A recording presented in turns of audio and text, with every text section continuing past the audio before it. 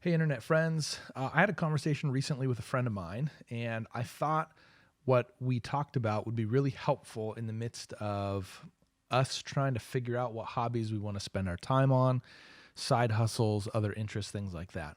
I know for me, I have spent a lot of time looking for the right thing to invest my time in. And I've spent a lot of time trying different things, exploring different things, even enjoying different things. But what happens after you've invested something for a while is you begin to feel like you can't let go of it if it's time to let go of it. So it's different when it's a career. If it's a career and you're in a job that's providing for you, providing for your family, meeting your needs, giving you income, all of those kinds of things, there's a degree of tolerance here that's different. Obviously, if you're in a career that you don't like, it's probably a good idea to start looking, thinking about what you want to do next. But there's something stable or good about the provision that's happening. That's awesome. Side hustles or hobbies are different. These aren't things that we have to do. These are things that we really get to do. And so if you're viewing a hobby as something that's recharging and life-giving, sometimes there's a tendency to hold on to them too long and they then become draining. And so I called a friend of mine and we were chatting about a project that he was working on. And I was just checking in to see how things were going.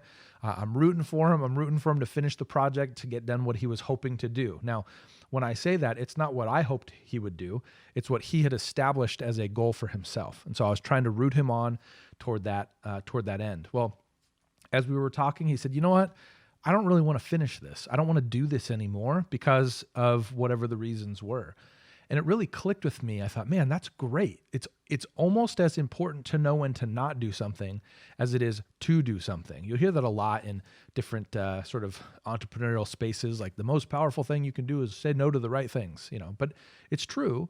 And it's very similar in our hobby space. And so I guess I want to give you, in some senses, I want to give you the freedom to say no to things. I want to give you the freedom to let go of what it is that you've been investing in if it's no longer clicking for you. What I have found is that the quicker I am to hit the brakes, the better off I am. And it doesn't mean my project's gone forever. So for example, even right now, I have a writing project and I don't know, maybe I'd say about 15 to 20% done. Maybe it's even more than that. I don't know. Like I'm beginning to make a framework of it, but I haven't written the bulk of it. And so I have a decent amount into it already. I hit the brakes and I know that at some point I'll come back to it.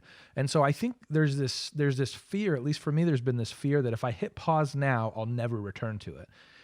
That's not true. You probably will, or at least you can if you want to. So don't dwell on these things. Don't linger on these projects. If things aren't working for you, go down a different route. I would say kind of chase a different rabbit for a while. And ultimately what you'll begin finding as you finish things is you'll find that these things are a lot more interconnected than you thought. And so when I released a book, that helped me release the second book, but it also felt me more confident when we released a card game.